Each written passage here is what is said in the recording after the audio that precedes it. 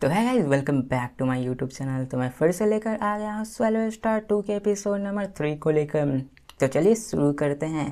तो जैसा कि अभी तक हमने पिछले एपिसोड में देखा कि लू फेंग आ चुका था ह्यूआंग सिटी में, और जैसे ही वो वहाँ पे आता है किसी भी बीस्ट की हिम्मत तक नहीं होती कि वो एक जरा सा आवाज़ भी निकाल सके। इसी के साथ हमें एक ट्रू गॉड एक्सप्लोरेशन टीम को दिखाया जाता है जो कि वहाँ के डिस्टेंस स्पेशल फ्लक्चुएशन को देखकर महसूस कर पा रहा होता है। वो भी ये जान जाता है कि जितने भी बीस्ट यहाँ पे मौजूद हैं वो पूरी तरह से साइलेंट हो चुके थे, और जिनकी हिम्मत थी आवाज़ निकालने की वो कम से कम इटर्नल ट्रू गॉड लेवल पे जरूर हो सकते हैं। जिनमें से हमें उन टीम का सीन दिखाया जाता है जहाँ पे एक मेंबर कहता है कि अगर तुम एक इटर्नल ट्रू गॉड इस ज़िंदगी में बन जाओगे तो क्या ही मज़े होंगे तुम्हारे।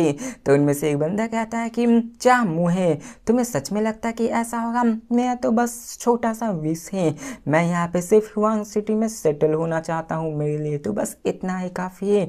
तो उनमें से एक बंदा कहता है ह्यूआंग सिटी ये एक बहुत ही बड़ा सिटी है, क्या तुम्हें सच में लगता है कि तुम इस पूरे के पूरे सेंचुरी में भी इतने केवल क्रिस्टल को जुटा पाओगे कि तुम यहाँ पे रहने के लिए भी अफोर्ड कर सकते हो या फिर नहीं? अब ऐसे में थोड़ी सी बातें होने लगती है, जिसके बाद हमें लू फेंग का टीम दिखाया जाता है जो कि आगे बढ़ रहा होता है, और साथ में हमें मोयू को भी दिखाया जाता है जो कहता है कि इसी जो मन में सोचता है कि अभी मेरे सामने एक इटर्नल ट्रू गॉड मौजूद है, और जिस तरीके से चल रहा है मुझे अलग ही फीलिंग आ रही है। देखा जाए तो इटर्नल ट्रू गॉड के आते ही पूरी तरह से शांत हो चुका था, माहौल ही बदल चुका था, और मोयू अभी इतना स्ट्रांग नहीं था कि वो इतनी पावर को एग्जर्ट कर सके। उसे बहुत ही आनंदमय लग रहा था कि ऐसा उसके साथ भी हो रहा है। अब लू फेंग और मोरोसा उस ओरिजिन कंटेंट को एब्जॉर्ब करने लगते हैं, उसको ध्यान से देखने लगते हैं। लू फेंग को सारी चीज़ें नज़र आने लगती है, hundreds of millions of mass की हर एक चीज़, एक छोटी से छोटी रिवर्स भी महसूस हो रही थी।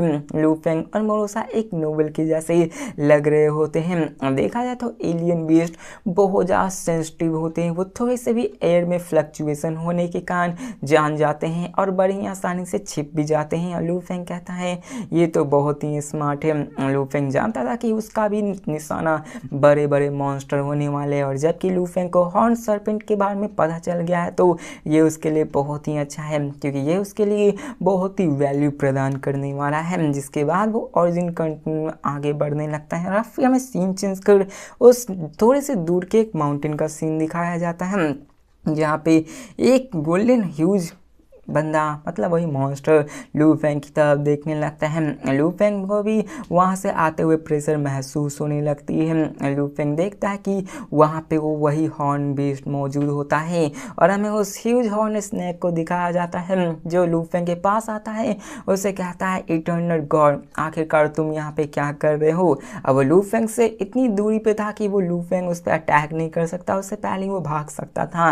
अब लू फेंग उस पर अटेंशन नहीं देता, लेकिन फिर भी वो आगे बढ़ने लगता है। जियांट हॉर्न उसकी तरफ देखता है और कहता है कि तुम्हें इतनी हिम्मत कि तुम मुझे चेज करते रहोगे। अब लू फेंग उसको चेज कर रहा होता है। वो हॉर्न बीस्ट लू फेंग को समझ लो तो एक तरह से लड़का रहा होता है, लेकिन यहाँ पे वो जानता था कि अभी उससे फाइट करने में कोई भी यहाँ पे उसको बेनिफिट नहीं होने वाला, और दिखाया जाता है कि वो वहाँ से बिल्कुल ही गायब हो चुका होता है। उसकी जो फ्लाइंग टेक्निक होती है, उसकी जो फ्लिंग, उसकी जो हाइडिंग टेक्निक होती है वो बहुत ज़्यादा लाजवाब होती है। लू फेंग भी थोड़ा सा हैरान हो जाता है कि क्या आखिर कैसे हो सकता है। वहाँ का पूरा टाइम और स्पेस हर एक चीज़ स्टेबल था, बहुत ज़्यादा स्टेबल था, लेकिन फिर भी यहाँ पे लू फेंग उसको नहीं पकड़ पाया। पता नहीं वो एकदम से किधर चला गया। उसकी टेक्निक बहुत ही लाजवाब होती है, लू फेंग भी अभी उसका पता नहीं लगा पाता। अब यहाँ पे मोरोसा लू फेंग से पूछता है कि मास्टर क्या अभी भी आप उसको चेज कर रहे हो? तो लू फेंग कहता है नहीं, मैं अभी उसे पकड़ नहीं सकता, वो अभी अपने लाइफ सोर्स और डेथ को कंट्रोल कर रहा है। अभी यहाँ मोरोसा सिर्फ अपने ग्रेट डॉ ऑफ डिस्ट्रक्शन को ही सीखा होता है। अगर देखा जाए तो फाइटिंग के मामले में मोरोसा बहुत आगे निकल सकता है, लेकिन यहाँ पे हाइडिंग के मामले में वो हॉर्न बीस्ट बहुत ज़्यादा लाजवाब था, जिसके कारण लूफेंग भी पता नहीं लगा पाया। जिसके बाद मोरोसा भी कहता है कि मास्टर वो हॉर्न स्नेक तो बहुत ही छोटा था। तो लूफेंग कहता कि हाँ वो डरपोक भी था। जैसे उसने नोटिस किया कि हम लोग यहाँ पे आए हैं वो यहाँ से भाग गया। लूफेंग कहता है कि मैं ब्लेम भी नहीं कर सकता हूँ, ये इटर्नल ट्रू गॉड बेस्ट के स्ट्रेंथ बहुत ज़्यादा होते हैं और इनकी हर एक स्ट्रेंथ इनके ब्लड लाइन टैलेंट पे भी निर्भर करता है। लेकिन क्या करे, कोई भी बेस्ट इतनी आसानी से तो अपनी कल्टिवेशन को त्यागने वाला नहीं है और इसी कारण कोई भी इतनी आसानी से एक दूसरे से फाइट करने को भी तैयार नहीं होता। लूफेंग कहता है कि लेकिन जब भी ये हेड ऑन हेड फाइट करते हैं तो यहाँ पे ये ऑर्डिनरी नहीं होते, ये इटर्नल ट्रू गॉड लेवल भी अपनी पूरी जान लगा देते हैं आप सामने वाले को मारने के लिए। ऐसा ही होने वाला था और अब फिर हमें दिखाया जाता है कि वो लोग आगे बढ़ने लगते हैं और हमें सीन चेंज कर दूसरे डेप्थ ऑफ माउंटेन का सीन दिखाया जाता है, जहाँ पे दो टीम्स वॉर ट्रू गॉड के टीम के फाइट कर रहे होते हैं और वहाँ से एक रॉक लाइक क्रिएचर रेसिस्ट करते हुए कहता है कि हम लोग यहाँ पे पहले आए हैं 9 बैंक्वेट बिल्डिंग ह्वांग सिटी में और हम लोग यहाँ पे सिर्फ इंग्रेडिएंट्स को कलेक्ट करने के लिए आए हैं, इसलिए सामने से हट जा। और दिखाया जाता है कि वो अपने ट्रू गॉड मेंबर्स के साथ मिलकर उससे फाइट कर रहा था, लेकिन उसमें उसके कुछ साथी भी मारे जा चुके होते हैं, लेकिन सामने वाला भी पीछे हटने को कहाँ राजी था। और तभी दिखाया जाता है कि वहाँ पे 10 शैडो मास्टर्स आ जाते हैं जो कि यहाँ पे कोई भी मर्सी नहीं दिखा रहे होते, सामने जो भी आता सबको डिस्ट्रॉय करते जा रहे होते हैं और सबको मारते जा रहे होते और दिखाया जाता है कि वो मेंबर में जितने भी बंदे बचे हुए थे वो लड़ने के अलावा कुछ और नहीं कर सकते, लेकिन वो शैडो मास्टर्स बहुत ज़्यादा स्ट्रांग होते हैं।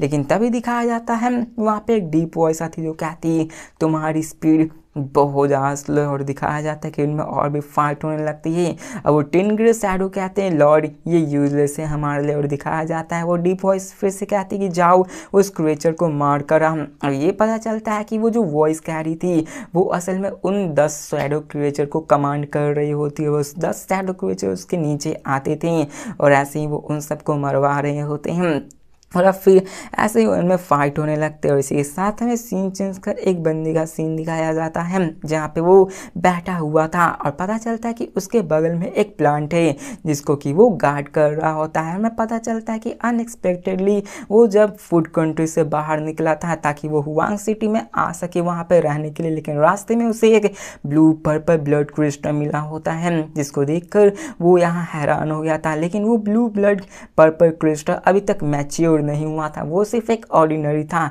और इसी कारण उसमें अभी कोई भी स्पेशलिटी नहीं थी। जब तक वो मैच्योर ना हो जाता तब तक कुछ नहीं हो सकता था, लेकिन अभी उसको मैच्योर होने में टाइम बाकी था, इसलिए वो वहाँ पे रुक कर इंतजार कर रहा होता। वो जानता था कि इसकी कीमत बहुत ज़्यादा है और इसकी कीमत लगभग 1 लाख कॉस्मिक सैंड के बराबर है। अब यहाँ की करेंसी ओरिजिनल यूनिवर्स की करेंसी से अलग है। अब यहाँ पे दिखाया जाता है कि असल में ये 1 लाख कॉस्मिक सैंड कितनी होती है। वो ब्लैक रॉक बंदा कहता है कि मैंने अभी तक जितनी भी प्रैक्टिस की है, जितने भी वेपन्स, जितने भी ट्रेजर्स हैं, उन सबको अगर मैं मिला भी क्यों ना दूं तो उसका पूरा का पूरा सम सिर्फ 1 और 2000 कॉस्मिक सैंड ही होगा। यहाँ पे वो एक इटर्नल ट्रू गॉड था, इस बात को याद रखो। इटर्नल ट्रू गॉड होने के बाद भी अभी तक उसकी सारी ट्रेजर्स की वर्थ सिर्फ 1000-2000 कॉस्मिक सैंड थी, लेकिन इस प्लांट की कीमत ही 1 लाख कॉस्मिक सैंड थी। तो जी जान लो कि इसके लिए वो अपनी जान भी देने के लिए तैयार हो जाता है। वो कहता है कि मुझे यहाँ पे इस न्यूज़ को लीक नहीं करनी, मुझे यहाँ पे इंतज़ार करना ताकि मैं इसको ले सकूँ। लेकिन वो इन सब बारे में सोच ही रहा होता, तभी वहाँ पे ब्लैक रॉक बंदा उसके सामने आ जाता है। वो ब्लैक रॉक कहता है कि कुछ तो यहाँ पे, और तभी ये देख कर वो मैजेस्टिक वॉइस फिर से कहता है और कहता है आई डोंट नो यहाँ पे तुम क्यों आए हो, यहाँ पे तुम्हें नहीं आना चाहिए था। वो ब्लैक रॉक बंदा कहता है कि यहाँ पे थोड़ी सी मुझे डिले हुआ है, मुझे माफ़ कर दीजिए। हमें पता चलता है कि वो कोई और नहीं, लूफेंग नहीं है, बल्कि उसी का एक आदमी होता है जो कि उसको रिपोर्ट करने के लिए आया हुआ होता है।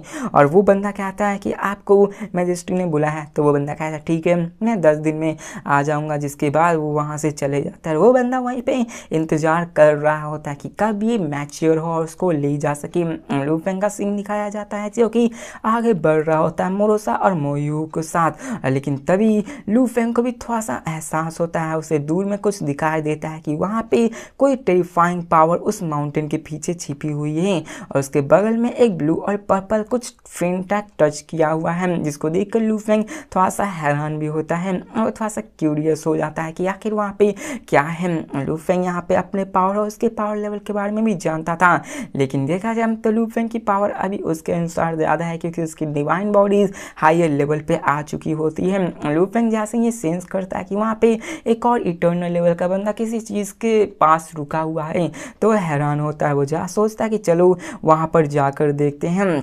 और अब फिर हमें सीन सेंस कर दिखाया जाता है कि यहाँ पे लू फेंग जाने लगता है, लेकिन जाने से पहले ही वो मोहियू को अपने अंदर स्टार टावर में रख लेता है, जिससे जानकर मोहियू पूरी तरह से पहले हैरान हो जाता है, लेकिन वो कर भी क्या सकता है। अब यहाँ पे मोरोसा अपने मास्टर के इस सिचुएशन के बारे में जान जाता है कि आखिर लू फेंग क्या करने वाला है। मोरोसा लू फेंग से कहता है, मास्टर क्या आप सच में ऐसा करने वाले हैं, क्या आपको मेरी मदद चाहिए।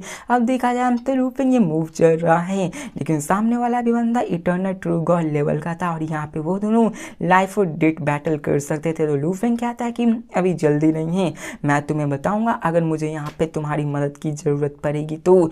जिसके बाद वो आगे बढ़ने लगता है और जब हमें बताया जाता है कि जब वो इटर्नल ट्रू गॉड बना था तो अभी तक उसके लिए कोई भी ओपोनेंट नहीं मिला था। लू फेंग यहाँ पे अपने पावर को टेस्ट करना चाहता था। जिसके बाद कहता है तुम सिर्फ देखो, मैं वहाँ पर जाकर देखता हूँ। जिसके बाद मोरोसा हामी बढ़ता है। अब यहाँ पे वो लू फेंग की बात मना भी नहीं कर सकता है, लेकिन क्या करें, उसे मानना ही पड़ता है। लू फेंग उसके जैसे ही पास आता है वो नोटिस करता है कि वहाँ पे ट्रू गॉड की टीम भी आने लगती है और फिर हमें सीन चेंज कर वॉइड ट्रू गॉड और कई सारे ट्रू गॉड्स के डजन ऑफ बोट्स को दिखाया जाता है जो कि आगे बड़े ध्यान से ह्यूआंग सिटी में जा रहे होते हैं। और तभी हमें दिखाया जाता है क्लोथिन मैन को जो कहता है, सुवी सुयान तुम दोनों यहाँ पे आगे जाके ह्यूआंग सिटी में फ्यूचर में सेटल होने वाले हो। ह्यूआंग सिटी बहुत ही बड़ा है और तुम दोनों ट्रू गॉड हो जो कि अभी बॉटम में आते हो, इसलिए तुम दोनों को संभाल कर रहना पड़ेगा। तो दोनों बंदे इसको ओबीडियंट मानते हैं और वो कहता है कि तुम दोनों जैसे ही वहाँ पहुँचो अपने प्रोफाइल को लो रखना है, समझे मेरे बात को, वहाँ पे जाके हल्ला उल्ला नहीं करना है। तो वो बंदा इन दोनों बंदों को समझा रहा होता है कि क्या करना चाहिए। अब वो लोग आगे बढ़ ही रहे होते हैं कि तभी हमें दिखाया जाता है कि उस पैट्रियार्च को एक अलग ही ऑरा महसूस होती है, जिसको जानकर वो हैरान हो जाता है और घबरा भी जाता है क्योंकि वो ऑरा बहुत ज़्यादा पावरफुल थी। और वो कहता है ये अच्छी बात नहीं। और दिखाया जाता है कि उनके सामने वही 10 टेरिफाइंग शैडो अपीयर होते हैं और वो सभी मिलकर उन सब पे अटैक करने लगते हैं, उसके बोट पे अटैक करने लगते हैं। अब पैट्रियार्च उन सबको देखकर हैरान हो जाता है क्योंकि वो एक आर्मी के फॉर्मेशन को यूज़ करके अटैक कर रहे होते हैं, जिसका नाम होता है 10 वॉइड ट्रू गॉड्स, जिसके कारण देखा जाए तो उनका ये बचना थोड़ा सा मुश्किल हो रहा होता है, लेकिन वो इस फाइट में नहीं पड़ना चाहते थे। उन दोनों फाइट होने लगते और दिखाया जाता है बूम, वहाँ पे बहुत बड़ा ब्लास्ट होता है। वो सभी फिर से उस पर अटैक करने लगते ताकि वो उसके फॉर्मेशन को ब्रेक कर सकें। अब 10 शैडोज होते वो भी सरप्राइज हो जाते हैं कि यहाँ पे वो अपने पावर से उसको डिस्ट्रॉय नहीं कर पा रहे थे, लेकिन वो पैट्रियार्च भी हार नहीं मानने वाला था, उस पर अटैक करने लगता है, उसका पलट वॉर करने लगता है। लेकिन दिखाया जाता है कि वहाँ पे बूम बूम बूम हर तरफ ब्लास्ट होने लगती हैं और पैट्रियार्च अभी तक हार नहीं मान रहा होता है। लेकिन दिखाया जाता है कि पैट्रियार्च के इतने मेहनत करने के बाद भी, वो अपनी डिवाइन बॉडी बर्न करने के बाद भी यहाँ पे उन 10 शैडो का बाल भी बाका नहीं कर पा रहा होता। वो पूरी तरह से स्टन हो जाता है, उन्हें लगता है कि आज वो मरने वाले हैं, वो आज उनकी किस्मत यहीं पे ख़त्म होने वाली। लेकिन दिखाया जाता है कि वहाँ पे कुछ अलग ही हो जाता है। वो सभी पूरी तरह से हैरान हो जाते हैं क्योंकि वहाँ पे एक बंदा आ जाता है जिसका बाल ब्लैक हेयर होता है, गोल्डन विंग्स होते हैं, वहाँ पे शार्प हॉर्न्स होते हैं और डीप आइज होती है, जो कि कोई और नहीं लू फेंग होता है। और वहाँ पे लू फेंग के आने के बाद ही सब लोग जान जाते हैं कि ये कोई और नहीं है, इटर्नल ट्रू गॉड लेवल का बंदा है। वो 10 शैडो भी घबरा जाते हैं क्योंकि अभी तक वो सिर्फ वॉइड ट्रू गॉड पे ही थे और उन सब का सामना करना एक इटर्नल ट्रू गॉड की बस की बात नहीं थी। और वो लू फेंग यहाँ पे आ चुका था और यहाँ के सिचुएशन के बारे में भी उसे थोड़ा सा अंदाज़ा हो चुका था, जिसके बाद दिखाया जाता है कि लू फेंग उन सभी को अपने पास रख लेता है, अपने स्टार टावर के अंदर रख लेता है, क्योंकि वो जानता था कि अभी यहाँ पे फाइट होने वाली है और वो लू फेंग यहाँ पे किसी इनोसेंट को मरता हुआ नहीं देख सकता था। लू फेंग उन सबसे कहता है कि चलो मैं तुम सबको देखता हूँ। और फिर हमें दिखाया जाता है कि वो 10 शैडोलेस मास्टर वो सब तो घबरा चुके थे, क्योंकि उनकी इतनी औकात ही नहीं थी लू फेंग के सामने खड़े होने की। जहाँ पे उन सबका लीडर जो कि ब्लैक रॉब होता है वो गुस्से में आ जाता है और कहता है कि आखिरकार तुम यहाँ पे क्या कर रहे हो। वो वही बंदा होता है जो कि उस पर्पल ब्लड क्रिस्टल फ्लावर की रक्षा कर रहा होता है। वो अभी कोई एक्सीडेंट को नहीं चाहता था, वो यहाँ पे किसी लफड़े को नहीं लेना चाहता था, क्योंकि उसके लिए अभी वो फ्लावर ज़्यादा ज़रूरी थी। जहाँ पे वो कहता है कि ये मेरी जगह है जहाँ पे मैं प्रैक्टिस करता हूँ, यहाँ से चले जाओ, मैं तुम्हें कुछ नहीं करूँगा। तो लू फेंग स्माइल करते हुए कहता है क्या ये प्रैक्टिस करने की जगह है? आखिरकार मैंने इसको क्यों नहीं डिस्कवर किया। और दिखाया जाता है मैं दूर पे उसी टेरिफाइंग बंदे को जो कि लू फेंग को वहाँ से जाने को कह रहा होता है, लेकिन लू फेंग तुम जाने को तैयार ही नहीं था। उन दोनों की नज़रें एक दूसरे से टकराती हैं और यहाँ पे दिखाया जाता है वो बंदे को जो कि अभी गैम्बल कर रहा था कि लू फेंग को वो डरा कर यहाँ से भागा था, क्योंकि वो भी जानता था कि फाइट करेगा तो इसमें नुकसान उसका और सामने वाले का भी होने वाला था। और वो बेट कर रहा था कि ये सामने वाला भी बंदा रिस्क नहीं लेने को तैयार होगा। लेकिन लू फेंग की तो आंखों में यहाँ पे लड़ाई का भूत सवार हो गया था, क्योंकि यहाँ पे उसके सामने की टर्नेटर गॉड आ चुका था जिसको कि इस पे पावर टेस्ट करना था। तो लू फेंग आखिर कैसे जा सकता था। तो वो बंदा कहता है कि तुम बहुत पुश कर रहे हो, मैं तुम्हें छोड़ने वाला नहीं। तो लू फेंग कहता है कि क्या तुम नहीं छोड़ने वाले हो। अब दिखाया जाता है कि उन दोनों के टकराव से ही वहाँ पे शैडो जितने मास्टर उनमें से एक बंदा मारा जाता है, जिसको देख कर लू फेंग कहता है कि तुमने तो अपने ही एक बंदे को मार दिया है।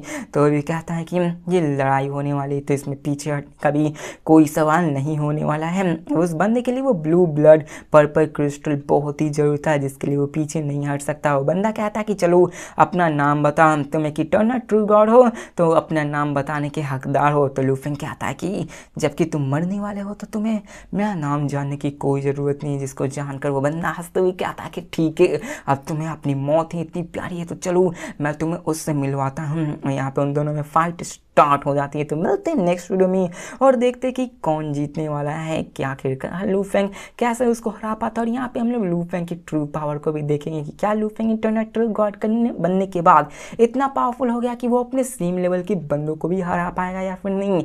तो मिलते हैं नेक्स्ट वीडियो में, तब तक के लिए बाय। और अभी वीडियो शॉर्ट आ रही है क्योंकि अभी बस ऐसे ही बस थोड़े दिन रुक जाओ, मैं वीडियो लॉन्ग स्टार्ट कर दूंगा। तो मिलते हैं नेक्स्ट वीडियो में, तब तक के लिए बाय।